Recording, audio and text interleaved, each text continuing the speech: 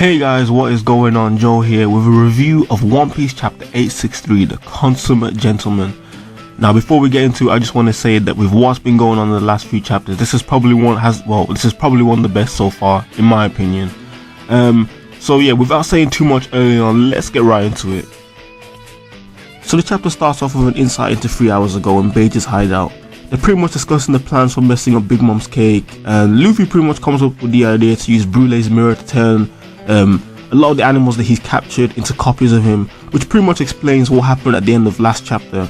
Now I don't know about you guys, but I was very surprised, that Luffy came up with this idea. He's not usually the type to be very creative or perceptive of, things that are going on, but it was good to see this side of him. So after capturing the animals, they were then going to use the copies of Luffy. It then shows us that, what is presently going on at the wedding. Now the head of the World Economic Journal, I think it is, I can't remember his name, but he's pretty much like, this is going to be a big news, this whole wedding crashing thing. So as we know, the wedding cake is pretty much beyond point, the point of rescue at this point. And as this is happening, Sanji, being the gentleman that he is, still saves Pudding despite what she's putting through. And so we shouldn't even be surprised at this point. It's just Sanji being Sanji, so that was a really nice touch to see. The following on from this, we then see Smoothie and Mondo, and they're like, what the hell, why is Straw Hat Luffy still alive? We thought he was in the prisoner's library. Why is he why is he here? Why is he crashing this wedding? And what the hell is going on? And it kind of dawns on Mondo at that moment that Opera was just lying to save himself. As we knew from several chapters ago, he was pretty much lying just, so Big Mom won't kill him, of course. Now at this point, Big Mom is about to go insane, like on a serious rampage. So moving on from that, we then see sort of like exposition on her soul stealing power by that guy, the editor, I can't remember his name, the World Economic Journal editor. It'll probably come back to me when I finish the video for some reason. Anyway, he's basically like, it's called soul pocus, the power to suck out your lifespan. This is a scoop. Now I don't know about you, I don't know whether that was supposed to be a pun, but I found it kind of funny because like scoop is what you refer to when you get like a juicy headline for a news, use a news title, news headline, and because Big Mom is like scooping their life away. So okay, maybe it's just me, but I thought it was pretty funny. But anyway, he confirms that what a few theorists have been saying, One Piece theorists, they've been saying that even a bit of fear of death allows you to take it allows her to take your lifespan away, which pretty much made sense. So all those guys that I've been seeing, on Oro Jackson or whether it's been Joy Boy ever, they were spot on, So moving on from this, we get Jinbei, Pedro, and the rest making a preparation to enter the party themselves in the Mirror World. So we then get a funny moment, like a funny little 2 or 3 panels with like Caesar, where I think Nami calls him like human scum. And Kara's like, is he really that bad? And Chopper's basically like, yeah, he's the worst. And then we get kind of see like a panel of him crying, which I think was funny. Surprisingly, this chapter had a lot of funny moments. Considering how serious things are about to get, it was good to kind of cut the tension with this.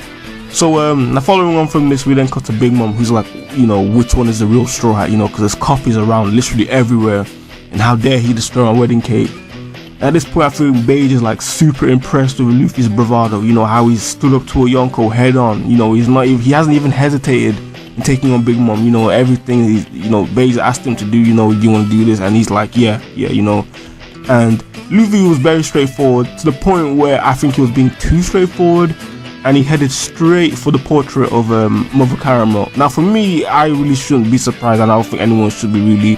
But he literally just shouts, I'm heading for the portrait. Like, yeah, we get that there's no point being discreet at this point, but you're basically jeopardizing the whole plan right there and then, especially with Katakuri, with his what's it called, is it soothsaying? No, not that, foresight. Yeah, so obviously he can pretty much tell what's gonna happen into the future, but you're just pretty much screwing yourself over by just saying that. But maybe it's just me, and I probably should be looking too much into it. But anyway, before Big Mom can even set Zeus and Prometheus on Luffy, guess who steps up? Yep, Katakuri, or Commander Dogtooth. Now in my last chapter review, I was a bit skeptical as to why he said he couldn't do anything, but this one panel where he stops Luffy in midair just confirms his badassery for me. One thing I noticed though, which I found a bit odd, was just Big Mom referring to him as a lowly child of mine. Like, I'm starting to think that a lot of the Big Mom crew, the Big Mom pirate, sorry, her kids, if not for Big Mom being a total bitch, I'd say 89% of her kids wouldn't turn out as bad as they were. Case in point, Pudding, and probably, like I said, 89% of her kids. Just saying, my opinion maybe. But after this, Luffy, Jinbei basically steps into the lane, save Luffy, and pretty much reiterates to Big Mom that he's leaving her crew to join the Straw Hats. To which he tells him, stay your life. Yeah, who didn't see that coming? And Jinbei doesn't even like have the slightest expression of fear on his face. Like, I don't think he's scared of this death at this point. And we get the most badass moment where he pretty much tells her that anyone, you know, that wants to join future Pirate King, that there's no way a man that intends to join, you know, his crew, you know, for the future Pirate King would ever cower at, you know, a mere Yonko. Now, what caught me off was that he called just a mere Yonko like they're just some random pirate or something. You know, that was very epic, and it pretty much confirmed that he's not even afraid to die. He's like, he said, you know, he said it to Aladdin, I think it was, one of the Fishman Pirates. He said he's literally, it's pretty much, you can put it in his like his bio at this point.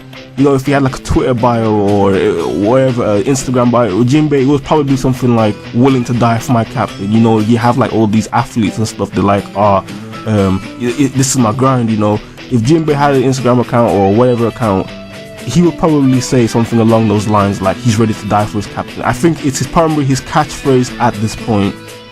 And in my opinion, guys, I think this might be on par, if not above, just above Brook's speech to Big Mom, where he called her young lady. I mean, the levels of the epicness right here is just off the charts, and I'm telling you honestly, this is just, it was quite, you know, it was quite very cool to see this. But you know, at this point, Jinbei, he's pretty much obviously, basically, I mean, we're just waiting for the point where he's obviously going to go to Wano with the crew. So to finish things off, the chapter off, we then see like a fake Luffy, which I'm definitely sure is Brook, smash the photo of Mother Carmel, which I thought was pretty hilarious, because, you know, all this, you know, ruckus going about, you know, Big Mom, Zeus, Prometheus, Fury, Smoothie and Co, everyone, you know, they just like, what the hell is going on?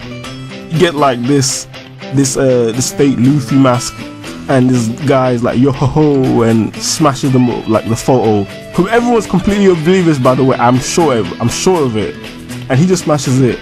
And you know, I was like, wow, it is all kicking off there. But anyway, the chapter ends there.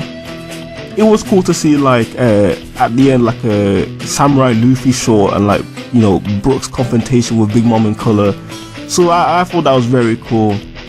Anyway, overall this chapter for me was a very solid 9 out of 10. You know, very funny. You know, had a lot of hilarious moments. You know, just clips. You know, just to cut the tension a bit.